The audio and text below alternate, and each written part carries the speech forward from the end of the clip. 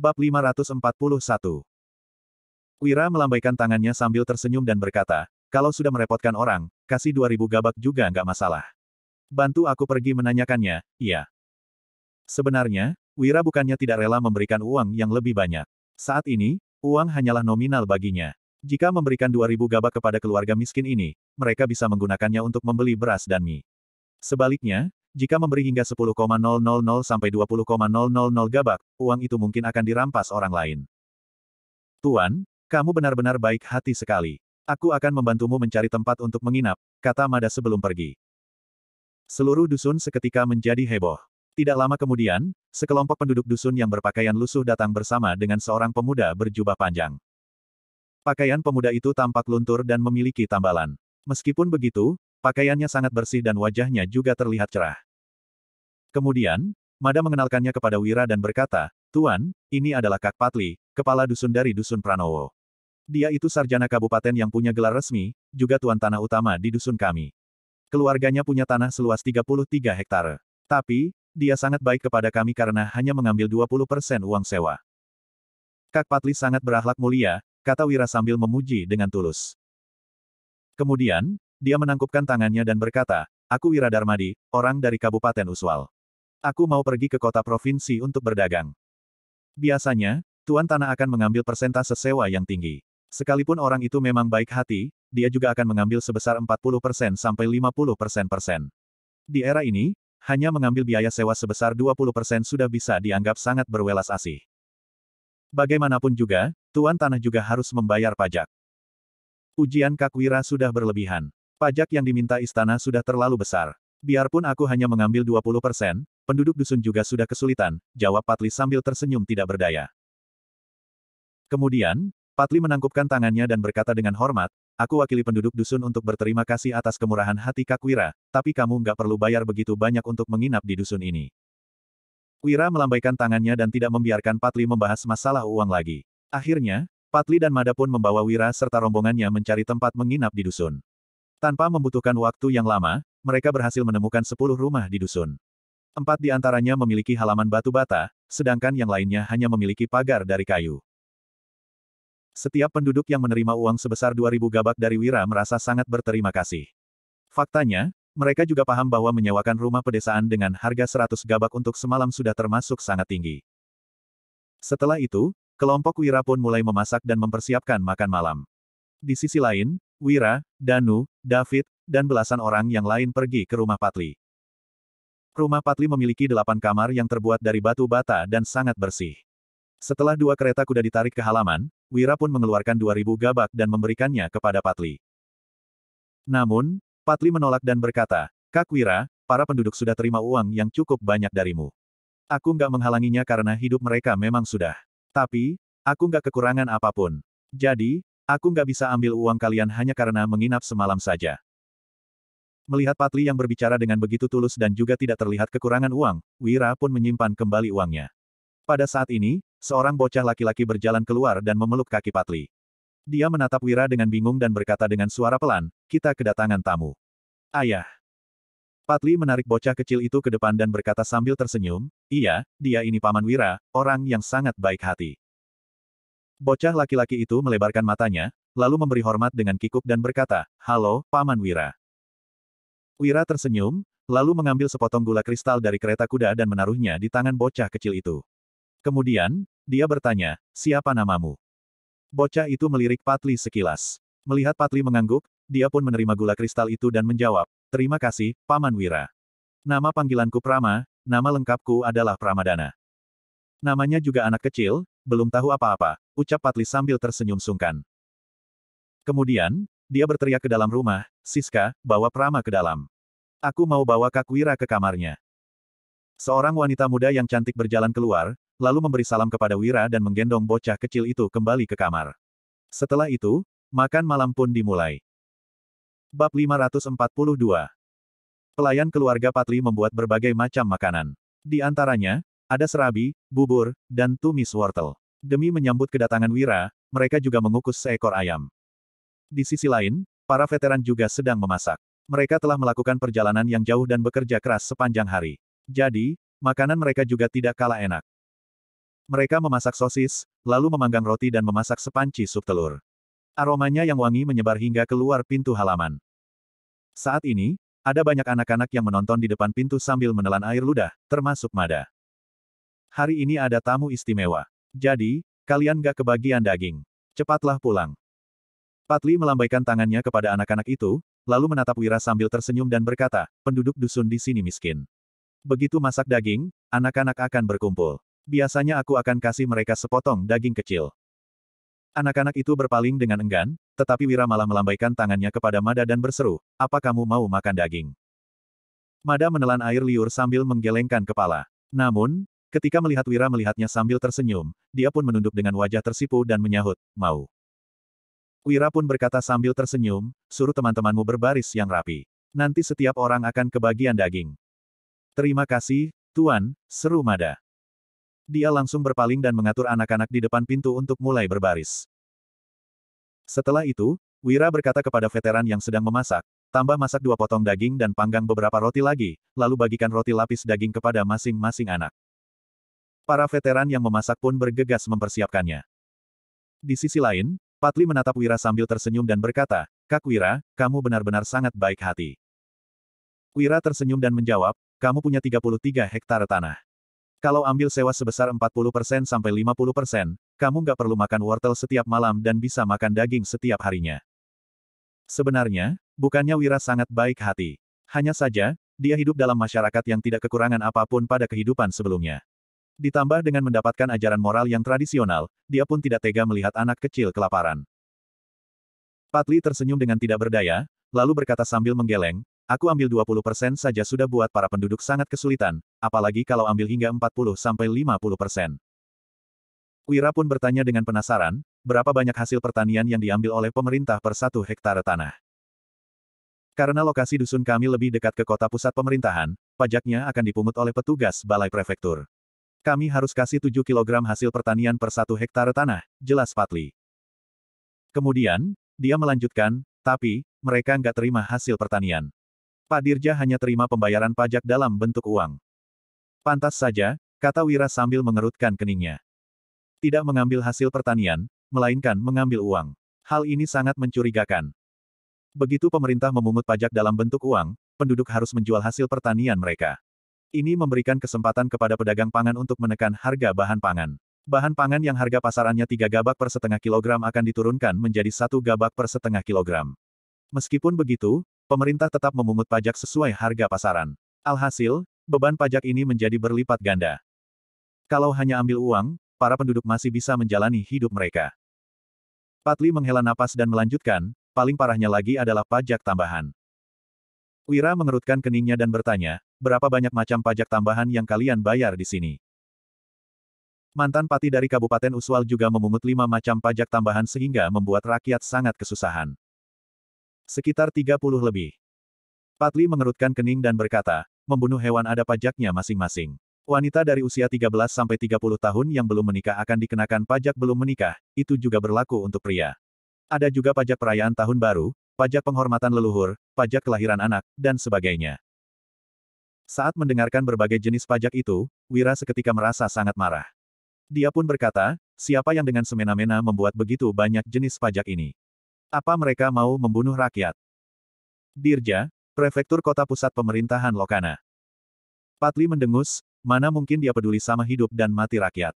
Dia hanya peduli dengan penilaian dari Menteri Personalia. Selama dia mendapat penilaian terbaik, dia akan naik pangkat dan menjadi kaya. Untung saja, Tuan Wahyudi sangat luar biasa. Tuan Wahyudi berhasil menekan pemberontakan Wolfi dari Kabupaten Hiloka sehingga pangkatnya diturunkan. Danu, pemuda dari tim pengawal, pasukan Zirah Hitam, dan para veteran langsung merasa bangga ketika mendengar orang lain memuji Wira. Sebaliknya, Wira justru merasa sedikit malu saat mendengar orang lain memujinya secara langsung. Wira pun mengelus hidungnya dan menjawab, pujianmu sudah berlebihan. Wahyudi sebenarnya juga nggak begitu berbakat. Kalau nggak, pemerintah nggak akan menolak untuk mempekerjakannya. Wira memiliki nama samaran yang sangat terkenal, tetapi hanya beberapa orang yang kenal dengannya yang mengetahui nama aslinya. Mengenai segala strategi yang dimilikinya, semua itu didasarkan pada pengetahuan yang diperolehnya dari menonton video klasik Atrana di kehidupan masa lalu. Jadi, Wira bukan benar-benar pintar. Bab 543. Kak Wira, Hati-hatilah saat berbicara. Raut wajah Patli menjadi suram, lalu dia berkata dengan nada serius, Tuan Wahyudi memahami sastra dan strategi militer. Dia mampu mengalahkan 10.000 pasukan berkuda bangsa Agrel, juga bisa menuliskan 4 kalimat Wahyudi, mengenang dirga, mengantar Iqbal ke kota, dengan kepintarannya. Dia merupakan seorang jenius di masanya. Wira berdeham sambil mengerutkan kening dan berkata, Panglima Yuda yang sudah mengalahkan bangsa Agrel, bukan Tuan Wahyudi. Wira merasa kebingungan dari mana orang ini mendengar informasi seperti itu, bisa-bisanya dia mengetahui masalah tentang kota pusat pemerintahan Jagabu. Panglima Yuda memang berjasa, tapi jasa terbesar itu milik Tuan Wahyudi. Seorang prajurit yang lagi melarikan diri dan cari makan yang memberitahuku tentang hal ini, ujar Patli.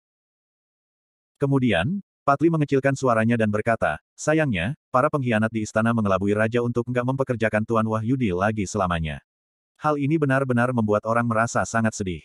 Entah gimana keadaan Tuan Wahyudi sekarang. Apa dia merasa putus asa atau enggak? Iya. Danu, tim pengawal, pasukan Zirah Hitam, dan para veteran hanya bisa menahan tawa di kejauhan. Melihat kekhawatiran yang tulus dari Patli, Wira pun berkata dengan berani, kamu nggak usah khawatir.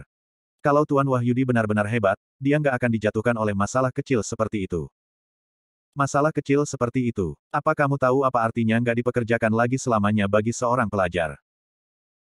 Setelah melirik Wira dengan tatapan sinis, Patli menangkupkan tangannya dan menghela napas, lalu berkata, Kak Wira, aku bukannya mau emosi padamu, aku hanya merasa marah atas hal yang menimpa Tuan Wahyudi.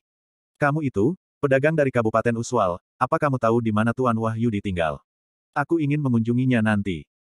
Sekujur tubuh Wira sontak bergidik, lalu dia bertanya, kamu mau jadi penggemarnya? Patli tampak kebingungan. Setelah mendengar penjelasan dari Wira, dia pun berkata sambil tersenyum, nggak masalah kalau dibilang penggemar. Sebagai pelajar, yang kami impikan itu memperbaiki dunia, memberikan tujuan kepada hidup, mewarisi pengetahuan dari orang bijak, dan membawa kedamaian bagi dunia. Kami nggak bisa melakukan semua ini, tapi Tuan Wahyudi sudah melakukannya. Jadi, nggak masalah kalau kami disebut penggemarnya. Wira kembali berdeham, lalu berkata dengan berani, aku hanya seorang pedagang, nggak terlalu paham soal pelajar. Jadi, aku nggak tahu dia tinggal di mana. Begini saja, tunggu aku pulang dari kota provinsi 1 bulan lagi, lalu ikutlah denganku ke Kabupaten Uswal. Aku akan membantumu cari tahu. Baik, sepakat, iya. Ucap Patli sambil menangkupkan tangannya dan tersenyum berseri-seri. Pada saat ini, seorang wanita yang cantik keluar bersama seorang anak kecil. Kemudian, dia memanggil dengan suara lembut, suamiku, ayo kita makan. Kalau enggak, nanti makanannya dingin, loh. Oke.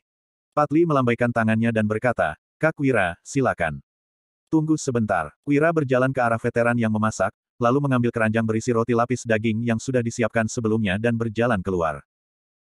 Mada dan banyak anak kecil lainnya sedang berbaris di depan pintu sambil menatap ke depan. Nih. Wira pun mulai membagikan roti lapis daging itu. Begitu menerimanya, sebagian anak kecil langsung memeluk roti lapis daging itu dan pergi sambil menahan air liur. Ada juga sebagian anak kecil yang langsung menyantapnya dengan lahap. Sementara itu, Mada berdiri di baris paling akhir. Ketika mendapatkan sebuah roti lapis daging, dia langsung memasukkannya ke pakaian, lalu bersujud dan berkata, terima kasih, Tuan. Berdirilah. Wira langsung memapah Mada untuk berdiri, lalu diam-diam menaruh sedikit uang ke tangannya dan berkata, jangan biarkan orang lain melihatnya, cepatlah pulang. Kebaikan besar Tuan ini hanya bisa aku balas di kehidupan selanjutnya. Setelah meniru ucapan dalam pertunjukan, Mada mengusap air matanya, lalu langsung berbalik dan pergi dengan cepat. Setibanya di depan pintu dusun, Mada menyipitkan matanya, bersembunyi di sebuah sudut dinding, dan tidak berani bergerak lagi. Malam harinya, sekelompok petugas patroli dari balai prefektur dan kepala desa masuk ke dusun. Mada yang ketakutan mencoba untuk pergi. Namun, begitu mendengar mereka bertanya apakah ada pria bermarga Darmadi yang datang ke dusun ini, dia pun tidak bisa menahan diri dan diam-diam mendekati mereka. Bab 544. Dusun Pranowo ditempati oleh penduduk bermarga Pranowo, orang bermarga Darmadi di dusun ini hanyalah Wira yang menumpang tinggal. Jadi, kemungkinan besar orang yang dimaksud oleh para petugas patroli ini adalah Wira. Setelah mendekat dengan hati-hati, Mada menempelkan telinganya di dinding dan diam-diam menguping. Di dalam rumah yang gelap, sebuah lampu minyak dinyalakan. Pemilik rumah yang bernama Kama Pranowo sedang berlutut di lantai dengan ketakutan. Di satu-satunya kursi di sana, ada seorang pria parubaya berkumis dan bermata tajam yang duduk di atasnya. Sementara itu, kepala desa dan 4 petugas patroli berdiri di sampingnya. Kemudian, kepala desa menunjuk pria parubaya itu dan mengenalkan, Kama, ini Pak Agra, kepala petugas patroli di kota pusat pemerintahan Lokana. Dia mau menanyakan beberapa hal padamu. Jadi, jawab yang jujur, iya. Petik 2. Baik, baik, sahut Kama yang berlutut sambil mengangguk. Sebagai seorang preman, Kama tentu saja pernah mendengar reputasi Agra. Dia merupakan tokoh besar di kota pusat pemerintahan dan sangat andal dalam menyelesaikan kasus. Dia memiliki pengaruh dalam dunia persilatan maupun pemerintahan dan metode yang digunakannya sangatlah kejam. Agra, kepala petugas patroli dari kota pusat pemerintahan Lokana itu pun berkata dengan tegas, seseorang bermarga Darmadi membawa 20 kereta kuda untuk menumpang tinggal di dusun kalian. Di mana dia sekarang? Saat mendengar Agra mencari tahu tentang pedagang bermarga Darmadi itu, Kama langsung merasa penasaran. Namun, dia tetap menjawab dengan jujur, dia menumpang tinggal di rumah seorang sarjana kabupaten bernama Patli. Sarjana kabupaten, Patli. Agra mengerutkan kening, lalu bertanya dengan suara berat, ada siapa saja di rumah Patli itu? Kama kembali kebingungan saat Agra mencari tahu tentang situasi di rumah Patli. Dia memaksakan diri untuk menjawab, keluarganya Patli terdiri dari 5 orang, ada dia, istrinya, anaknya, dan 2 pelayan. Istri dan pelayan. Sorot mata Agra menjadi suram, lalu dia bertanya, paras Siska dan pelayannya lumayan cantik, kan? Siska itu wanita tercantik di dusun sekitar ini, pelayannya juga sangat menarik. Kama tidak berani menyembunyikan apapun. Dia menjadi semakin penasaran kenapa kepala petugas patroli ini menanyakan hal seperti itu. Setelah terdiam untuk beberapa saat, Agra pun melirik ke samping sejenak. Kemudian, seorang petugas patroli berkata, kami mau menumpang 1 malam di rumahmu. Mulai sekarang kamu nggak boleh keluar dan harus tinggal di sini dengan patuh. Ah, baik, jawab Kama dengan kebingungan sambil mengangguk. Rumah itu hanya memiliki sebuah tempat tidur. Agra mengerutkan kening, lalu menggeser beberapa gelas minum di atasnya dengan pedang dan duduk bersila di dekat dinding. Sementara itu, beberapa petugas patroli yang lain berdiri di kedua sisi pintu. Kepala desa dan Kama menatap mereka dengan kebingungan, tetapi mereka juga tidak berani bertanya dan hanya bisa bersandar di sebuah sudut ruangan. Untuk apa sekelompok petugas patroli ini bertanya tentang Tuan Wira? Kenapa mereka juga mencari tahu kondisi keluarga Kak Patli? Apa mau mereka sebenarnya? Nggak bisa, aku harus kasih tahu Tuan Wira dan Kak Patli. Sekelompok orang ini kayaknya berniat buruk. Gumam Mada. Mada tampak kebingungan seusai mendengar percakapan mereka. Dia pun bergegas berbalik dan berjalan dengan hati-hati. Krak. Hanya saja, lantaran hari sudah malam dan tidak bisa melihat jalan dengan jelas, Mada tidak sengaja menginjak sebuah ubin setelah berjalan beberapa langkah. Suara yang nyaring pun terdengar. Siapa di luar? Agra yang berada di dalam rumah pun langsung berdiri. Kedua matanya menjadi sangat tajam dalam seketika. Kemudian, pintu kayu didobrak dan kedua petugas patroli yang berada di dekat pintu melompat keluar. Setelah itu, suara anjing yang menggonggong dengan keras terdengar di dusun. Ah! Pada pukul 3 pagi, Wira berteriak dan tersentak dari mimpinya, keringat dingin menetes di dahinya. Brak! Danu yang berada di sampingnya langsung bangun dan menghampirinya dengan cepat, lalu bertanya, Kak Wira, ada apa? Nggak apa-apa. Wira mengerutkan kening sambil menggeleng, lalu dia lanjut berkata, mungkin aku minum terlalu banyak semalam. Semalam saat makan bersama Patli, Prama pun menuangkan arak untuknya di samping.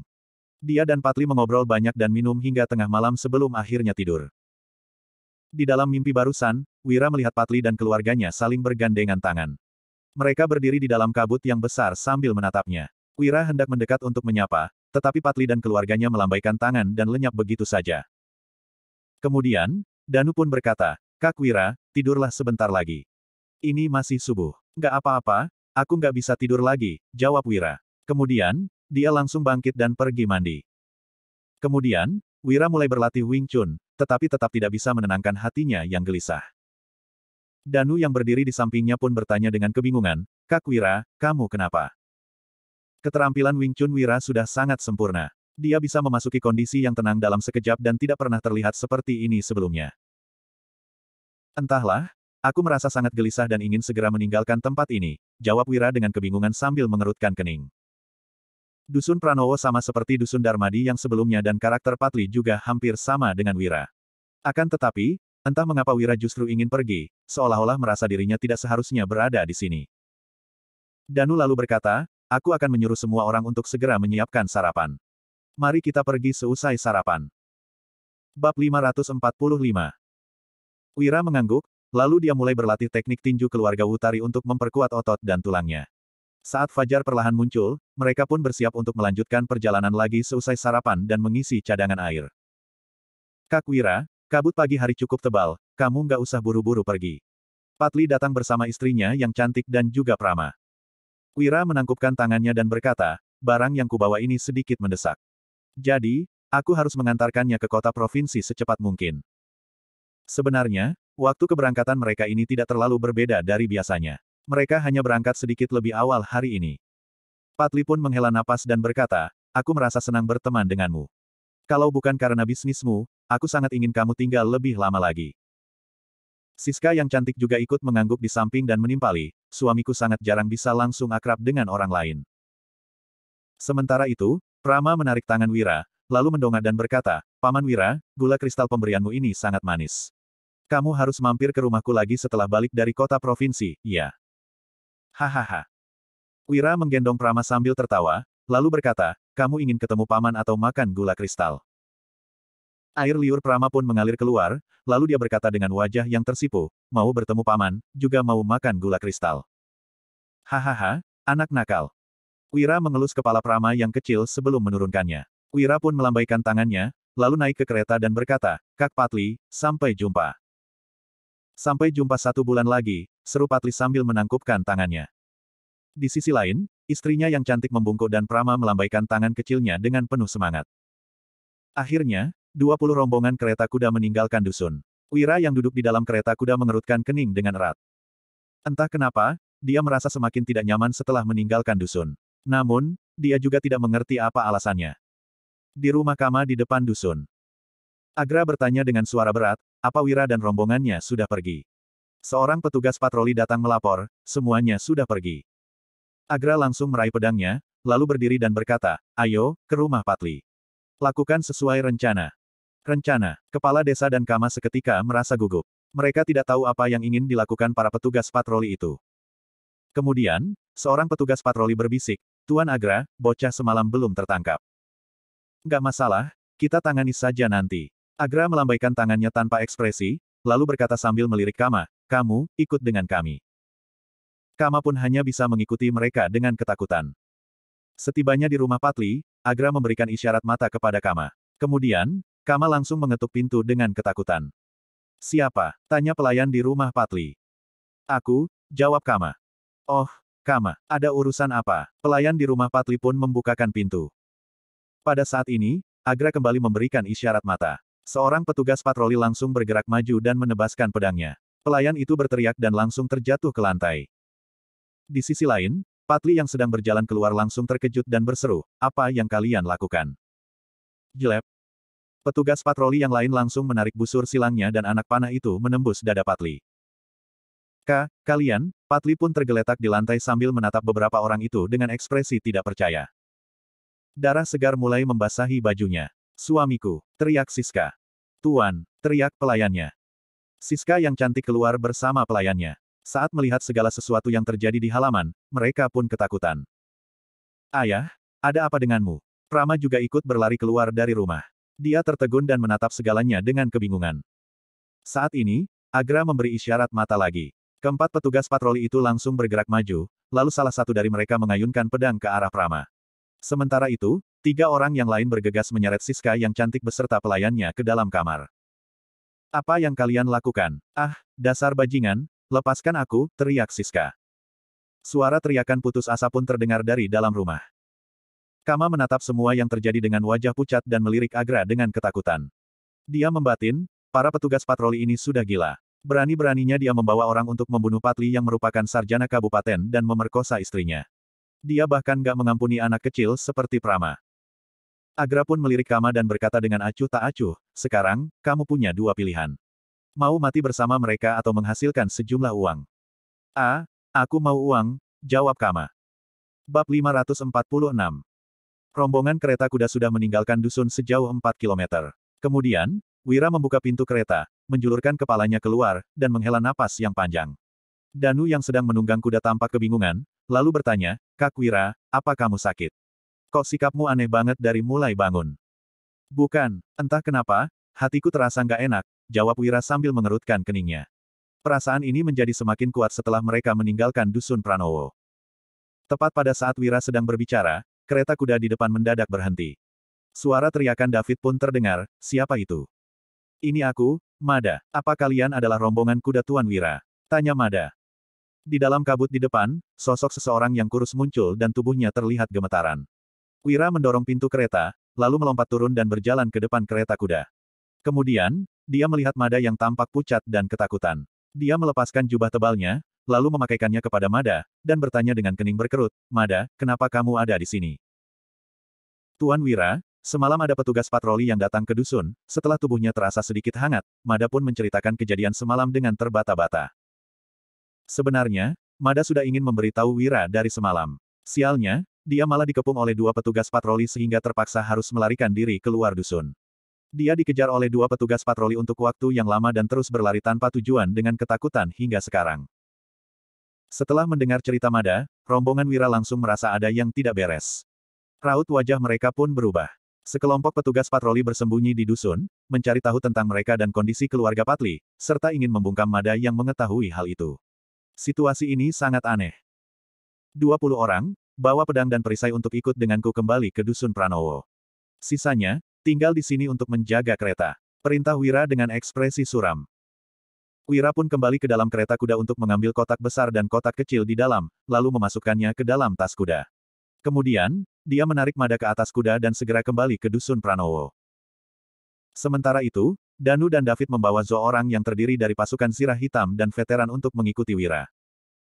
Tidak lama kemudian, mereka pun tiba di Dusun Pranowo. Begitu masuk ke dalam dusun, terdengar suara tangisan. Tangisan dan ratapan itu terdengar semakin keras saat mereka masuk ke dalam. Saat mendekat ke rumah Patli, ada ratusan orang yang mengelilingi rumah Patli dan terdengar ratapan dari dalam. Huhuhu, Pak Patli, kamu mati dengan tragis. Si Wira itu benar-benar brengsek. Pak Patli melayaninya dengan baik, tapi dia malah memerkosa Siska dan juga membunuhnya selesai melakukannya. Prama baru berumur 5 tahun, tapi mereka juga tega membunuhnya. Prama kasihan sekali. Jangan menilai orang dari penampilannya. Semalam, aku kira dia itu orang yang baik. Ternyata, dia selicik ini. Orang brengsek itu memang pantas mati. Kita lapor ke petugas patroli saja, biar Wira ditangkap dan dipenggal. Dendam Patli harus dibalaskan. Kama sudah pergi melapor. Petugas patroli akan segera datang. Sekelompok orang menangis tanpa henti. Duar. Wira merasa bagaikan disambar petir. Tubuhnya terhuyung-huyung dan dia merasa kesulitan bernapas setelah mendengar Patli telah meninggal, istrinya diperkosa, dan Prama juga dibunuh. Rombongan kuda yang datang tentu saja menarik perhatian penduduk dusun. Ada banyak penduduk yang menoleh dan langsung murka. Wira sialan, kamu masih berani datang. Kamu sudah melakukan hal seperti ini, apa kamu punya peri kemanusiaan? Dasar binatang. Bunuh dia, balaskan dendam Pak Patli. Ada banyak penduduk yang berteriak dan sebagian berlari ke belakang. Tidak lama kemudian, mereka pun kembali dengan membawa tongkat. Di atas kuda, Mada tampak tertegun. Patli telah meninggal dan seluruh keluarganya dibunuh.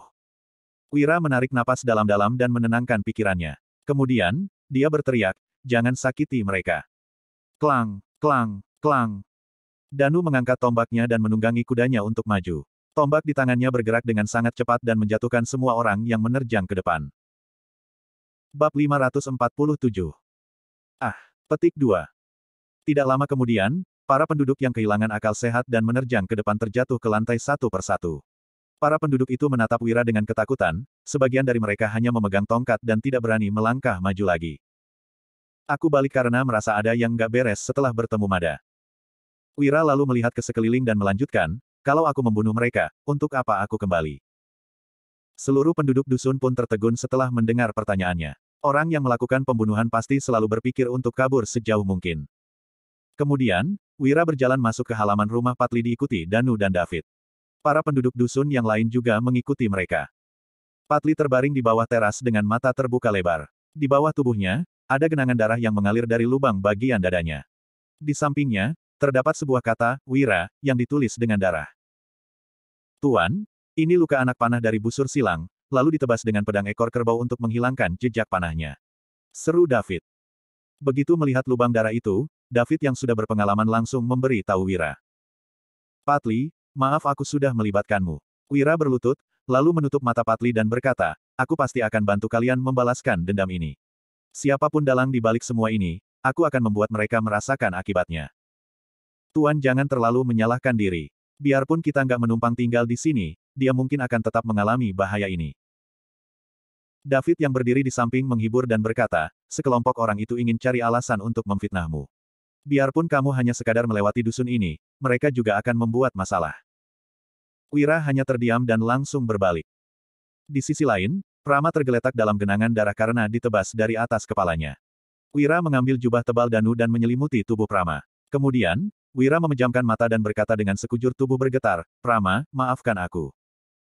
Wira sudah sangat murka. Tampang Prama yang imut dan ceria kemarin muncul di ingatannya. Bagaimana bisa mereka begitu tega melakukan hal seperti ini terhadap anak kecil? Di dalam rumah, Siska dan pelayannya juga tergeletak dalam genangan darah dengan keadaan pakaian mereka yang dirobek. Sangat jelas bahwa mereka sudah diperkosa sebelum akhirnya dibunuh. Kakak ipar, maaf. Sekarang aku hanya bisa adalah membantu Patli, Prama, dan juga dirimu untuk balas dendam. Ujar Wira. Setelah menutup mata keduanya, Wira memukul dadanya dengan kesal. Dia berjalan keluar selangkah demi selangkah dengan ekspresi wajah yang suram. Wira, kamu nggak usah berpura-pura simpati. Kami tahu kamu itu pelakunya. Di halaman, para penduduk menunjuk Wira dengan marah dan terlihat seperti ingin bertarung mati-matian dengannya. Pelakunya bukan Tuan Wira. Tuan Wira orang yang baik, dia nggak mungkin membunuh Kak Patli. Seru Mada yang berlari turun sambil menangis. Meskipun ada banyak hal yang tidak dia mengerti, Mada yang semalam diburu oleh petugas patroli samar-samar merasakan bahwa kematian Patli sekeluarga berhubungan dengan para petugas patroli itu. Dia baik. Dia hanya pura-pura baik. Kama sudah bilang, dia mendengar pria ini memerkosa Siska, lalu membunuh Pak Patli yang ingin menghentikannya. Pembunuh ini bahkan juga nggak melepaskan Prama yang masih kecil. Dia benar-benar biadab. Mada, kenapa kamu malah bersama dengan penjahat ini? Para penduduk mulai berteriak dengan marah lagi. Ucapan Kama nggak bisa dipercaya. Mada berteriak dengan keras, lalu langsung menceritakan kejadian semalam. Petugas patroli. Maksudmu, Kama membawa petugas patroli untuk membantai Pak Patli sekeluarga. Petugas patroli memang bukan orang baik, tapi mereka nggak punya dendam apapun dengan Pak Patli. Bagaimana mungkin petugas patroli membunuh mereka? Para penduduk dusun menatap Mada dengan tidak percaya, tetapi ada sebagian yang mulai mengangguk tanpa sadar. Bab 548. Melihat kerumunan penduduk yang berisik, Wira langsung mencabut pedang Treksa miliknya. Pedangnya yang tajam itu mengejutkan banyak orang sehingga semuanya langsung melangkah mundur. Wira menyuruh Danu untuk mengambil sepotong daging di dapur, lalu menusukkan pedangnya ke daging itu. Kemudian, Wira berbalik ke arah kerumunan dan mengayunkan pedangnya lagi. Daging bertulang itu seketika terbelah menjadi dua bagian. Setelah itu, Wira pergi ke ruang baca untuk mengambil buku catatan yang digunakan Patli sehari-hari dan menaruhnya di samping tulisan Wira di lantai. Para penduduk dusun kebingungan dan tidak mengerti apa yang sedang Wira lakukan. Sebelum kita bahas ucapan Kama itu benar atau palsu, coba kalian lihat ketajaman pedangku ini. Kalau yang membunuh Patli itu aku, lukanya nggak akan seperti ini. Selain itu, kalau Prama diserang dengan pedang ini, dia juga nggak akan mati seperti ini, jelas Wira. Wira lalu menatap para penduduk dan lanjut berkata, tulisan, Wira, itu memang namaku, tapi kalian lihat tulisan tangan Patli dan tulisan di lantai ini. Memangnya sama. Sekelompok petugas patroli itu mungkin bisa melakukan fitnah, tetapi mereka tidak bisa mendapatkan pedang Treksa, apalagi sampai meniru tulisan Patli. Semua ini adalah kejanggalan yang bisa disadari dengan sangat mudah. Akan tetapi, para penduduk ini kurang pintar. Bagi sekelompok orang itu, yang terpenting adalah memprovokasi penduduk. Ketika saatnya tiba, sekelompok penduduk ini akan menjadi saksi untuk melawan Wira. Namun, Agra dan kelompoknya tidak menyangka bahwa Wira akan kembali secepat ini. Sepertinya memang begitu. Pedang yang menembus dada Pak Patli lebih lebar. Pedangnya setajam itu, dia seharusnya bisa membelah Prama menjadi dua bagian hanya dengan satu tebasan. Kedua tulisan itu juga berbeda. Dilihat dari luka pedangnya, seharusnya memang bukan dia pelakunya. Tapi apa ada yang begitu bodoh hingga berani datang dengan membawa pedang yang membunuh Pak Patli? Tulisan darah itu juga, tulisan yang ditulis orang sekarat pasti akan berbeda dari biasanya. Saat membandingkan bentuk luka itu, sekelompok orang mulai berdebat. Ada orang yang setuju dan ada orang yang masih bersikeras bahwa Wira adalah pelakunya. Aku pergi pukul 5 pagi ini. Ada banyak orang yang seharusnya sudah bangun dan melihat kelompok kereta kuda kami pergi, kata Wira. Wira tidak ingin berdebat dengan sekelompok orang tersebut. Dia mencari dalam kerumunan, lalu menatap beberapa orang yang terus diam. Kemudian, Wira pun berkata, pagi tadi memang berkabut, tapi rumah kalian yang paling dekat. Aku nggak percaya nggak ada yang melihat pelaku sebenarnya. Aku tahu kalian mungkin takut ada orang yang akan datang balas dendam, tapi bagaimana Patli memperlakukan kalian biasanya? Apa kalian tega melihat orang yang membunuh seluruh keluarganya berkeliaran bebas? Apa kalian nggak merasa bersalah? Setelah berhenti sejenak, Wira lanjut berkata, aku nggak minta kalian membantunya balas dendam, aku hanya mau kalian keluar dan beri penjelasan. Aku sendiri yang akan membalaskan dendam Patli. Aku punya uang dan anggota, yang kuminta hanyalah kesediaan kalian untuk bersaksi. Aku pasti akan membalaskan dendam ini. Jadi, kalian juga nggak usah merasa bersalah. Para penduduk saling memandang dan mencari siapa yang telah melihat pelaku sesungguhnya. Huhuhu, aku melihat pelakunya. Seorang tetangga yang berdiri di dekat berjalan keluar sambil menangis. Dia berkata, aku melihat Kama mendobrak pintu rumah keluarga Patli. Gak lama kemudian, aku mendengar suara teriakan. Setelah sekelompok orang itu pergi, Kama mulai berteriak ada pembunuhan. Aku takut Kama akan balas dendam padaku. Jadi, aku nggak berani bicara. Aku juga melihatnya. Pagi-pagi buta, Kama membawa 5 orang datang ke rumah Pak Patli. Aku juga melihat Kama bersama dengan 5 orang itu. Ada 3 orang penduduk dusun yang berjalan keluar satu persatu. Apa? Ternyata Kama. Kenapa dia mencelakai Pak Patli dan malah memfitnah Tuan Wira? Dasar brengsek. Beraninya dia maling teriak maling dan juga pergi melapor ke petugas patroli. Sandiwaranya bagus sekali. Begitu ketiga orang itu keluar dan ditambah kesaksian Mada serta berbagai bukti yang ada, para penduduk pun akhirnya percaya. Mereka pun berteriak dengan marah dan berniat untuk balas dendam. Sudahlah, kalian gak perlu mengurus urusan balas dendam. Serahkan saja padaku. Wira mengeluarkan sekantong uang dan berkata, bawa sekelompok orang untuk membeli beberapa peti yang bagus di kota. Lakukan pemakaman untuk Patli dan keluarganya. Ada seorang warga dusun berjalan keluar, lalu menerima uang itu dengan ketakutan dan pergi dengan membawa belasan orang. Kemudian, David berkata, Tuan, apa kita perlu pergi sekarang? Berhubung sekelompok orang itu berniat memfitnah Tuan, mereka pasti punya rencana lain lagi. Tinggal di sini sangat berbahaya. Tatapan Wira menjadi suram, lalu dia menjawab, enggak, kita tinggal di sini untuk menunggu mereka.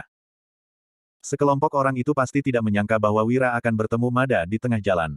Wira bahkan bisa kembali secepat ini dan menemukan saksi di antara para penduduk dusun.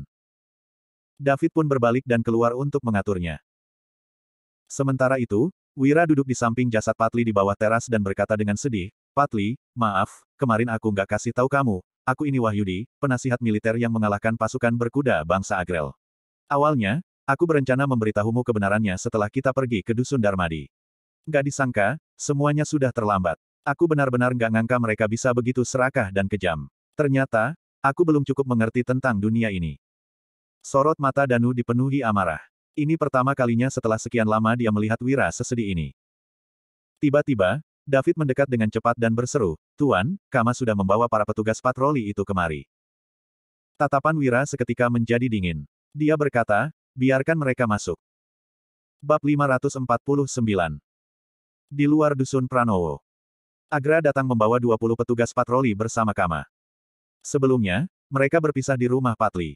Setelah Kama memanggil penduduk dan memfitnah Wira, dia pun pergi untuk melapor kepada petugas patroli. Di sisi lain, Agra dan anggotanya langsung mengganti pakaian di rumah kepala desa yang ada di sekitar setelah meninggalkan rumah Patli.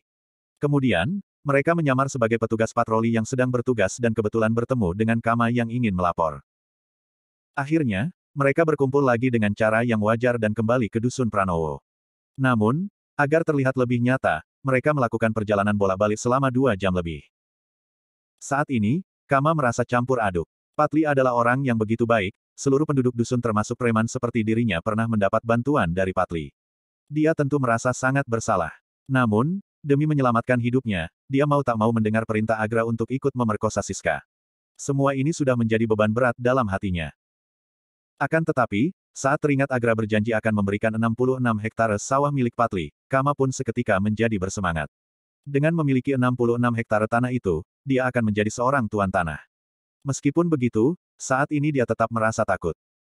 Kama berkata dengan suara gemetar, Pak Agra, apa hal ini benar-benar aman? Bagaimanapun, Patli itu sarjana kabupaten. Jangankan sarjana kabupaten, biarpun dia itu sarjana provinsi, sekarang dia sudah mati.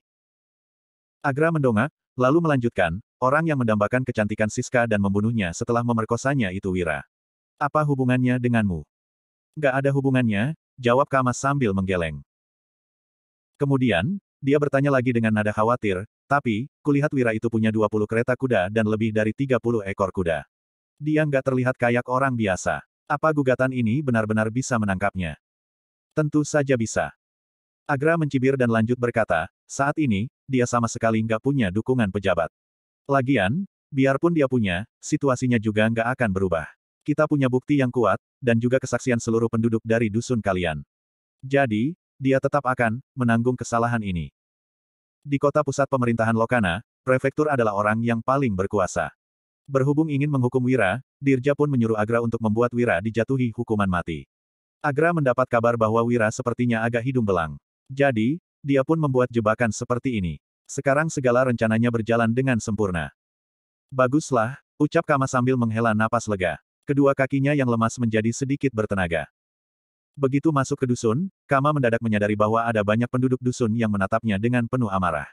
Kama pun merasa gugup dan berkata, Pak Agra, tatapan penduduk dusun ini sepertinya kurang beres. Itu tatapan ingin membunuh orang. Mereka ingin membunuh Wira. Gak perlu takut, sahut Agra. Agra yang merasa bahwa semuanya berada dalam genggamannya pun menenangkan Kama dengan percaya diri. Setibanya mereka di depan rumah Patli, para penduduk dusun menatap Kama, Agra, dan sekelompok petugas patroli itu dengan tatapan penuh amarah. Namun, masih ada beberapa yang tidak percaya pada Wira dan tetap menunjukkan kecurigaan. Kemudian, Kama berdeham dan berkata, penduduk dusun sekalian, waktu aku mau pergi cari Pak Kepala Desa untuk melapor, kebetulan aku bertemu Pak Agra yang sedang bertugas di luar. Dia pun langsung membawa petugas patroli kemari.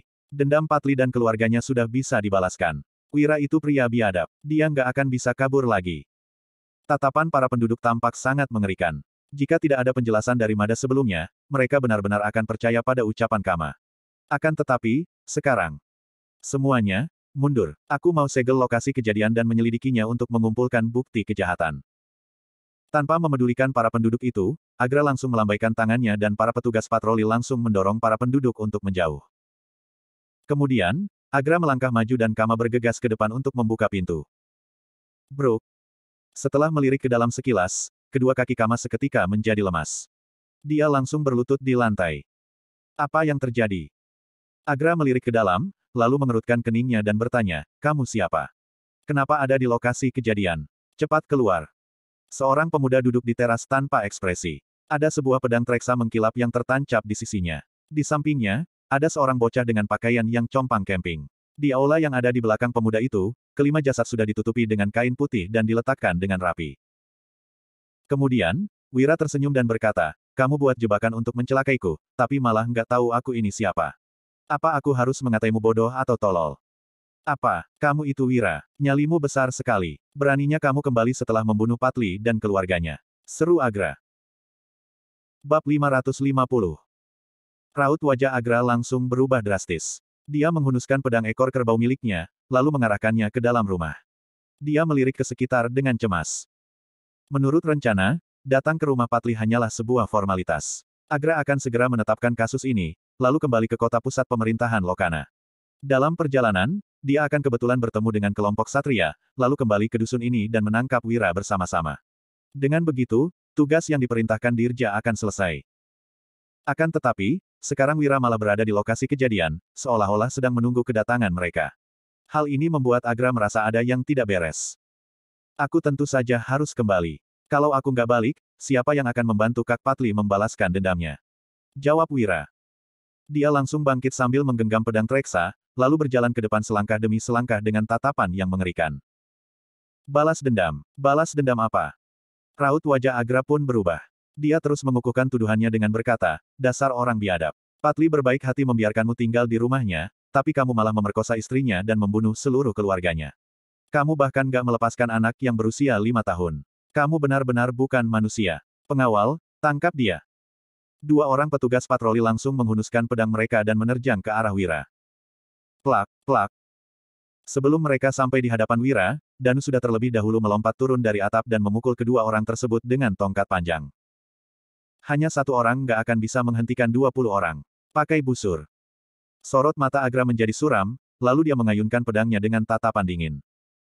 Kedua petugas patroli yang lain segera menarik busur silang mereka. Jelep, jelep. Namun, sebelum mereka sempat bertindak, David bergerak dengan cepat dan melemparkan dua buah pisau lempar yang menembus pergelangan kedua petugas patroli itu. Klang! Kedua petugas patroli itu menjerit kesakitan dan busur silang mereka juga terjatuh ke lantai. Saat melihat Danu dan David, Agra merasa seolah-olah sedang ditatap oleh hewan ganas. Dia pun langsung merasa gugup, lalu berbalik dan berkata, cepat pergi. Ayo pulang dan panggil anggota lain. Tanpa memedulikan keempat petugas patroli yang terluka, sekelompok orang itu langsung panik dan hendak menerjang keluar. Namun, baru saja berjalan beberapa langkah, mereka pun mematung di tempat.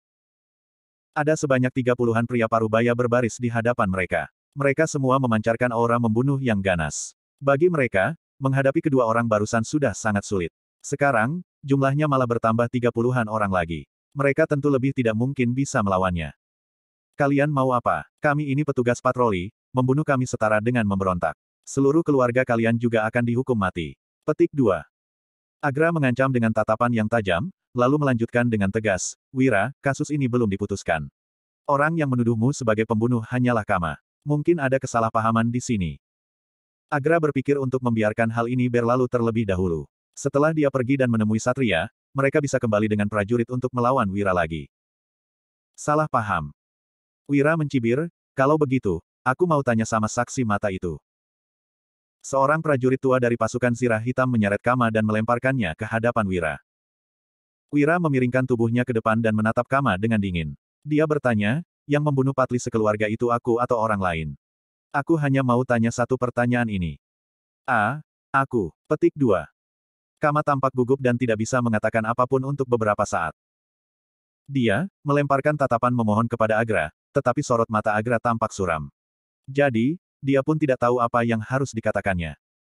Wira mengerutkan keningnya, lalu prajurit tua pasukan Zirah Hitam mengayunkan pedang Treksa dan langsung memotong jempol Kama. Kama berguling-guling di tanah dan menjerit histeris sambil memegang jempolnya yang putus. Kemudian, dia meringkuk dan berkata sambil menangis, Tuan Wira, ampunilah aku. Aku akan mati kalau mengatakannya. Kamu itu orang yang baik, ampunilah aku. Kumohon, kasihanilah aku. Wira mencibir, aku orang baik. Jadi, aku pantas difitnah olehmu. Krak. Prajurit tua pasukan Zirah Hitam itu langsung menginjak lengan Kama hingga patah. Rasa sakit yang luar biasa membuat Kama kejang-kejang.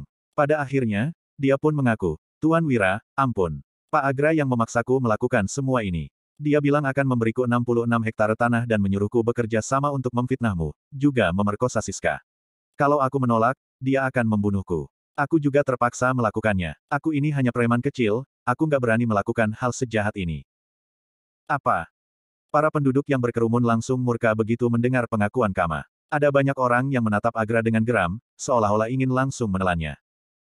Kamu berani memfitnahku dengan bilang aku yang kasih instruksi. Apa buktimu? Tanya Agra.